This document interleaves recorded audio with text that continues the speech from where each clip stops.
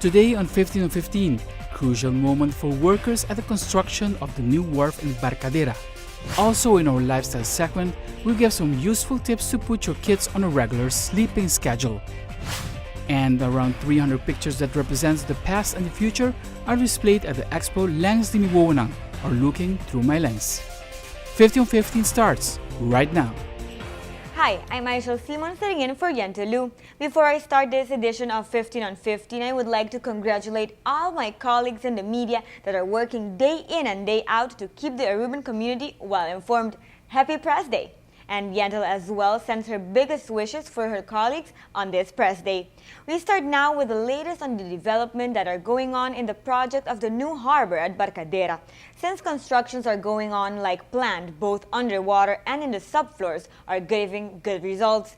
The builders at the new harbor at Barcadera have a positive look as to this project that will come in our island. The constructions going on underwater and the subfloors are crucial and are going well as planned at the new wharf in Barcadera. Those in charge of the project are working on the last 2 sections of the 8 piles that have to go deep down. The deadline for this part to be completed is the 2nd of September. A pile is a type of flooring where massive pipes are holding it together. Besides this, they are working on a coping that is divided in 21 sections. It is not easy to create and maintain the synergy of construction while the wharf is still operational. It takes a lot of preparation and communication. Of course, there are surprises sometimes. In this case, it's the cavities which were found in the subfloor, and that has to be taken into account.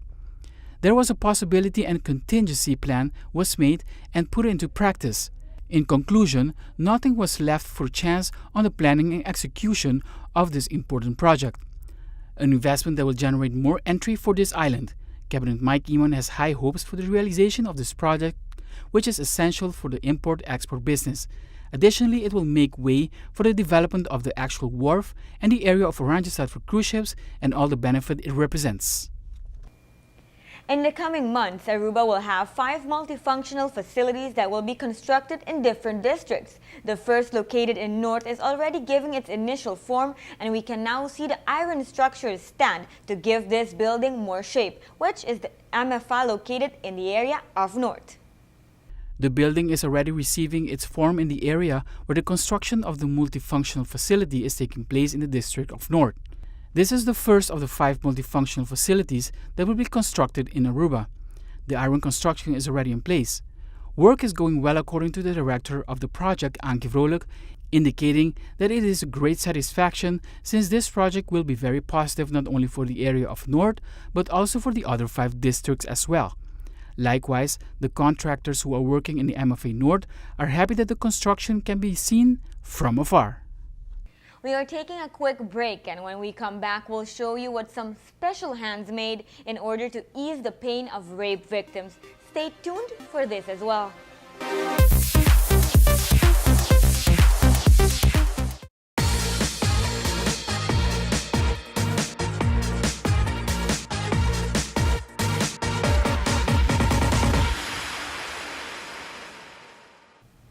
A new smartphone app in Britain is connecting Good Samaritans to people who need help in an emergency. The Good Sam app links people who have a medical training to those in need of help. The victim or someone who witnesses an emergency presses a help button on the app and a medic should come running. Mark White, a doctor with London's Air Ambulance Service, created a smartphone app that connects medically trained Good Samaritans to people who need help in a medical emergency. The Good Sam app uses GPS to locate doctors, nurses, firefighters, and other healthcare professionals closest to an emergency situation. Once downloaded, the app allows the victim or someone else who witnessed an emergency to press a help button that connects them to an emergency service. It also instantly alerts the closest medic registered with the Good Sam app, called responders, to come to an open airway, provide CPR, or apply other first aid. App developers say the Good Samaritans are not a replacement for ambulance services or emergency services. All medical professionals have their work credentials verified before being registered on the app. The Good Sam app, actually an acronym for Good Smartphone Activated Medics, has nearly 5,000 registered users and expect to expand the app for use in other countries as well. The Good Sam app was released to public this week, and healing the pain by exposing the problem. The stories of survivors of rape and abuse are shared through a quilt. Watch. The monument quilt is the length of 2 basketball courts, and it's a real conversation when it comes to breaking down the barriers for sexual assault survivors. One stitch at a time, one story at a time, pieces of fabric came together to form the monument quilt. It's an enormous patchwork of fabric that reveals personal messages from sexual assault and abuse survivors from all over the country. Each patch tells a victim's story. By coming together in a public way, the survivors hope to bring attention to a problem that is often kept secret out of fear. FORCE, a Baltimore-based group, is a movement to improve community response to rape and is gaining nationwide attention through visual public displays and internet conversations starting stunts. FORCE launched the Monument Quilt last year, and this summer it's traveling to 13 cities over the U.S.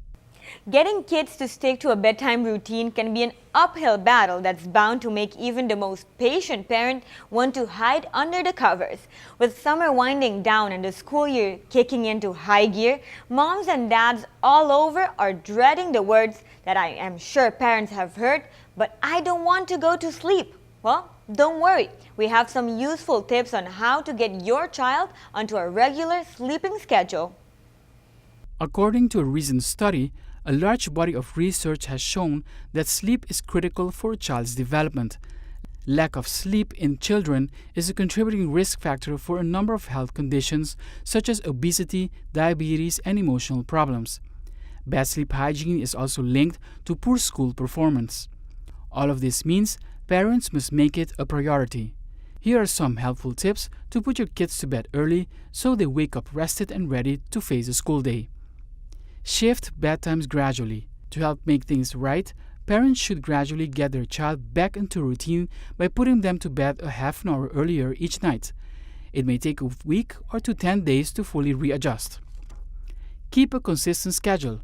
Have a consistent pattern. For example, allowing your child an extra 2 hours of late night fun on Friday night with 2 extra hours of sleep on Saturday morning. Also, it is recommended that kids should also avoid daytime naps, which can disturb a sleep routine. Avoid caffeine.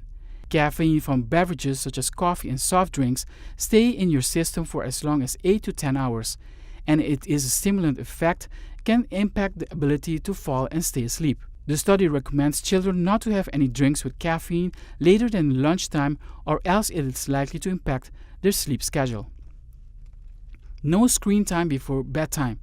At least 90 minutes before heading to bed, kids should put away their iPads, iPods, video games, smartphones, and turn off the television. Research has found using devices with bright screen can ruin a good night's sleep. Find ways to wind down. Children should have downtime where they relax, listen to some soothing music, and dim the lights, or let them take a warm bath or drinking a cup of warm milk. Both of these are known to induce sleepiness. Rise and shine with a little light. Natural sunlight in the morning helps wake up the brain and keep the cardiac rhythms regulated. Lack of light inhibits the body's ability to produce melatonin, upsetting the sleep-wake cycle. A half an hour of bright light each morning could help your child rise and shine.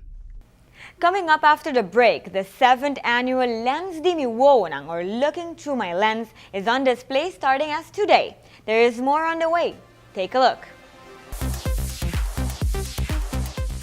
The health bus was recently in the area of Paradera, providing different services and giving advice to the community of this district. There, people who took their physical exam were able to know a little more about the promotion, prevention, and educate themselves about the overall health, which is one of the main focuses of this bus.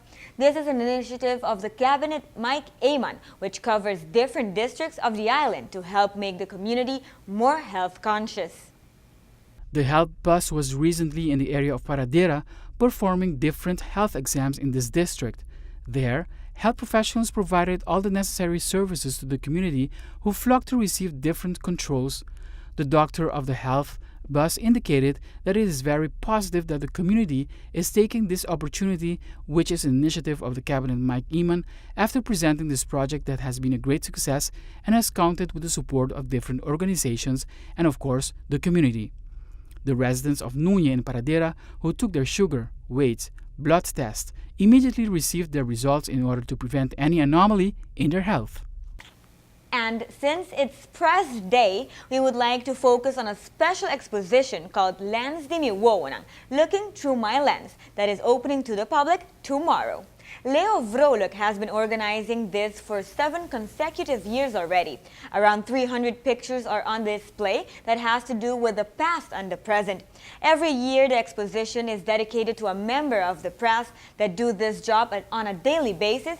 And this year, Leo honored Pedro Famous Diaz and ATV's own Nelson Speed Andrade. Mr. Vroluk says that either Famous and Speed are very dedicated to their jobs and that nobody can put a price tag on what and how they do to keep the public informed. The expo opens tonight for the press members at 7:30 and from September 2nd to the 14th for the public in general from 8 a.m. to 4 p.m. at the National Archives situated close to the Flags roundabout near the airport. And that's it for this edition of 15 on 15 for today. I'll see you back tomorrow, same time, same channel. Have a good night.